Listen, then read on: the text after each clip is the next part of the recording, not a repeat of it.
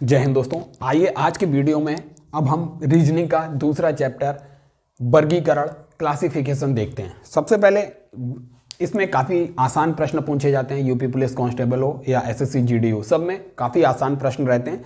अगर आप इसके बेसिक कॉन्सेप्ट समझ लेंगे तो आप हर प्रकार के क्वेश्चन सॉल्व कर सकेंगे। इसमें हम 3 प्रकार के वर्गीकरण देखेंगे। एक तो शब्दों के आधार पर वर्गीकरण होगा, अक्षरों के आधार पर वर्गीकरण होगा और संख्याओं के आधार पर वर्गीकरण होगा। सबसे पहले हम वर्गीकरण को देखते हैं। वर्गीकरण का मतलब होता है, मतलब ग्रुप दिया होगा। जैसे अगर हम लें एक शेर, भालू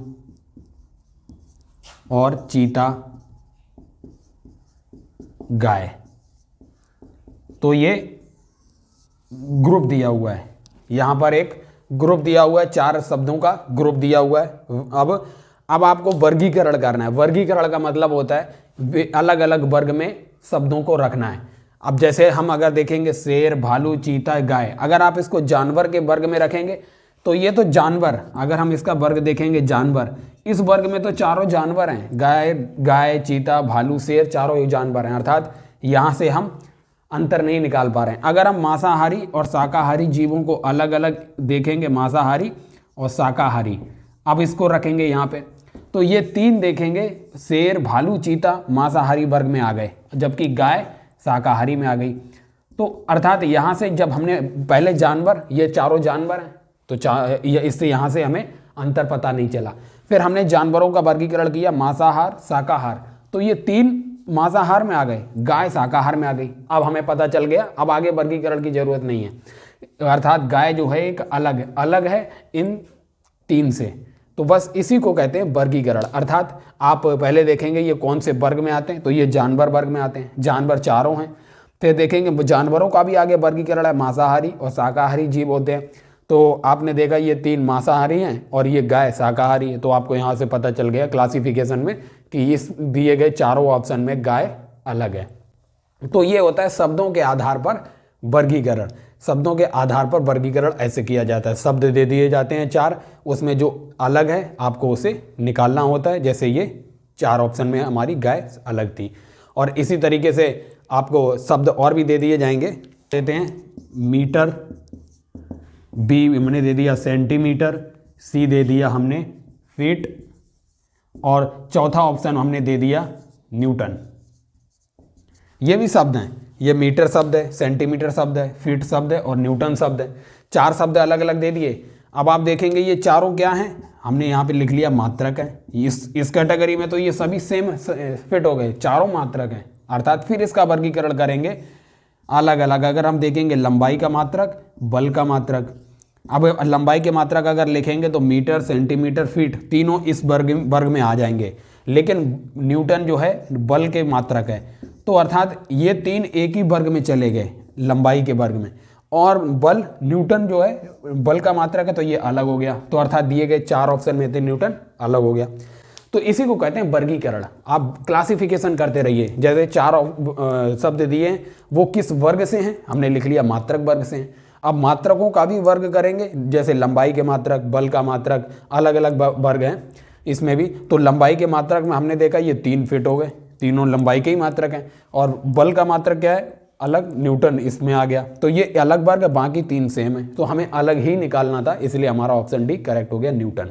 अभी हमने देखा शब्दों पर आधारित वर्गीकरण। हमने पहले बता चुके हैं 3 प्रकार से वर्गीकरण हम पढ़ेंगे, शब्दों का, अक्षरों का और संख्याओं का। हम ये कवर कर चुके हैं शब्दों पर आधारित। अब पढ़ते हैं अक्षरों पर आधारित। अगर हमने यहाँ पे 4 ऑप्शन दिए, फिर आपको ए, बी, सी, और दूसरा ऑप्शन दिया आपको बी, डी, एफ, फिर हमने तीसरा ऑप्शन दिया जी, आई, जे, फिर हमने चौथा ऑप्शन में दिया एम, ओ, क्यू। अब आपको इसमें से एक ऑड निकालना है। तो आप देखेंगे ए बी सी सीक्वेंस में है तीनों, ए बी सी। आप देखेंगे यहाँ पे बी के बाद सी मिस है और डी के बाद ई मिस है। इसमें देखेंगे जी के बाद एच मिस है, आई के बाद जे मिस है। इसी प्रकार से एम है, एम के बाद एन मिस है तो ओ है, ओ के बाद पी मिस है तो क्यू है। अब आप देखेंगे ये 3 ऑप्शन एक जैसे हैं, इसमें कोई ना कोई अक्षर मिस है। एक एक अक्षर मिसिंग के बाद अगला अक्षर आ रहा है। जैसे बी के बाद सी में से तो डी आया, डी के बाद ई में से तो एफ आया, जी के बाद एच में से आई आया, आई के बाद जे में से के आया, और एम के बाद एन में से ओ आया, ओ के बाद यहाँ पे पी में से क्यू आया।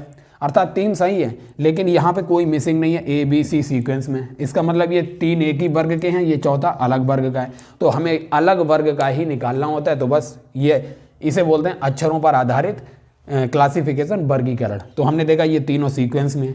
अब हम चौथा देखते हैं संख्या, संख्याओं पर आधारित। अगर यहाँ पर 4 संख्याएं दी हैं, सपोज 8, बी दिया हुआ है 27, और यहाँ पे सी दिया हुआ है 216, और यहाँ पे डी दिया हुआ है 6। अब आपको निकालना है, तो आप यहाँ पे देखेंगे ये संख्याओं पर आधारित वर्गीकरण है। अब आप देखेंगे 8 यहाँ पे क्या है, 8 2 का क्यूब है। अगर 2 का क्यूब करेंगे तो 8 मिलेगा। ऐसे ही 3 का क्यूब करेंगे तो 27 मिलेगा, और यहाँ पे 6 का क्यूब करेंगे तो 216 मिलेगा। लेकिन ये जो 6 है, 6 ये किसी का क्यूब नहीं है। अर्थात ये 3 संख्याएं किसी न किसी संख्या का क्यूब हैं, लेकिन ये चौथी संख्या किसी संख्या का क्यूब नहीं है। तो इसलिए ये ऑड हो गई, अलग हो गई। ये तीनों एक ही वर्ग के हैं, किसी न किसी संख्या के घन हैं, अर्थात घन के वर्ग से हैं, घन। तो ये किसी न किसी संख्या का घन है, लेकिन ये किसी संख्या का घन नहीं है। तो बस ये इसी को बोलते हैं संख्याओं पर आधारित वर्गीकरण। आइए कुछ उदाहरण देखते हैं तीनों प्रकार के वर्गीकरण से। अब आइए दोस्तों, शब्दों से संबंधित जो वर्गीकरण है उसको देखते, उसके उदाहरण देखते हैं। जैसे पहला क्वेश्चन है शिमला, ऊटी, दार्जिलिंग, आगरा। अब आपको इनमें अलग निकालना है कि अलग, इन चारों शब्दों में से अलग शब्द कौन सा है। तो आप देखेंगे कि चारों के चारों शहर हैं, तो हमने वर्गीकरण करना शुरू किया शहर, इसमें चारों समा गए। अब देखेंगे पहाड़ी शहर कितने हैं और स्थलीय शहर कितने हैं, तो स्थलीय शहर देखेंगे शिमला हिमाचल प्रदेश में है, पहाड़ी इलाका है। ऊटी ये भी पहाड़ी इलाका है, और दार्जिलिंग भी सिक्किम में है, ये पहाड़ी इलाका ये भी है। और आगरा जो है उत्तर प्रदेश में मैदानी भागों में है, स्थलीय भागों में है। तो शिमला, ऊटी, दार्जिलिंग ये तीनों पहाड़ी इलाकों में आ जाएंगे, और आगरा स्थलीय भागों में आ जाएगा, मैदानी भागों में है। तो यही हमारा आगरा ऑड हो गया, बाकी तो 3 एक ही वर्ग में चले गए। तो चौथा ऑप्शन सही है आगरा। इसी तरीके से सेकंड क्वेश्चन है पीतल, इस्पात, कांसा और टिन। तो हमें पता है पीतल ये तांबा और जिंक, कॉपर एंड जिंक का मिश्रण होता है पीतल। इस्पात ये भी मिश्र धातु है, और कांसा ये तांबा, कॉपर और टिन, एसएन, टिन का मिश्रण होता है। कॉपर और टिन का मिश्रण कांसा होता है। लेकिन टिन ये धातु होती है, टिन मिश्र धातु नहीं है, प्योर धातु होती है। तो पीतल, इस्पात, कांसा ये मिश्र धातु हैं, और टिन जो है वो धातु है। अगर हम इसको भी वर्गीकरण करें तो सबसे पहले धातुएं, तो धातुएं में तो ये सब आ जाएंगे, पीतल भी धातु है, इस्पात भी है, कांसा भी है और टिन भी है। लेकिन फिर हम इसे देखेंगे मिश्र धातुएं और शुद्ध धातु, तो शुद्ध धातु में आ जाएगा टिन, और बाकी की सारी जो हैं वो मिश्र धातुएं, 2 या 2 से अधिक धातुओं का मिश्रण है। लेकिन टिन जो है किसी धातु का मिश्रण नहीं है, केवल टिन खुद धातु है। क्वेश्चन नंबर 3 देखते हैं भूगोल, भौतिकी, रसायन विज्ञान, जीव विज्ञान। इसका क्लासिफिकेशन वर्गीकरण करेंगे तो हम देखेंगे विषय तो चारों हैं। अब हम देखेंगे विज्ञान से संबंधित विषय और गैर विज्ञान से संबंधित विषय, गैर वैज्ञानिक विषय। तो विज्ञान में देखेंगे भौतिकी, फिजिक्स विज्ञान का विषय, केमिस्ट्री, रसायन विज्ञान विज्ञान का विषय है, और जीव विज्ञान, बायोलॉजी भी विज्ञान का विषय है। भूगोल ये गैर विज्ञान विषय है, भूगोल नॉन साइंस विषय है। बाकी के भौतिकी, रसायन विज्ञान, जीव विज्ञान ये विज्ञान से संबंधित विषय हैं। तो हमारा ऑप्शन 1 करेक्ट हो गया, भूगोल। अब देखेंगे कार, बस, स्कूटर और जीप, ये चारों शब्द दिए हुए हैं। तो हम देखेंगे कार, बस और जीप जो हैं 4 पहिए के वाहन हैं, जबकि स्कूटर जो है ये 2 पहिए का वाहन है। बस इस तरीके से हमारा ये हमें अलग मिल गया स्कूटर। अब लास्ट 5वां क्वेश्चन है लखनऊ, भोपाल, जयपुर, हरिद्वार। अब हम देखेंगे शहर, तो ये चारों आ जाएंगे इस कैटेगरी में शहर की। अब हम इसको वर्गीकरण करेंगे राजधानी शहर, गैर राजधानी शहर। तो राजधानी शहर लखनऊ उत्तर प्रदेश की, भोपाल मध्य प्रदेश की, जयपुर राजस्थान की कैपिटल है, और हरिद्वार जो है ये गैर राजधानी क्षेत्र है।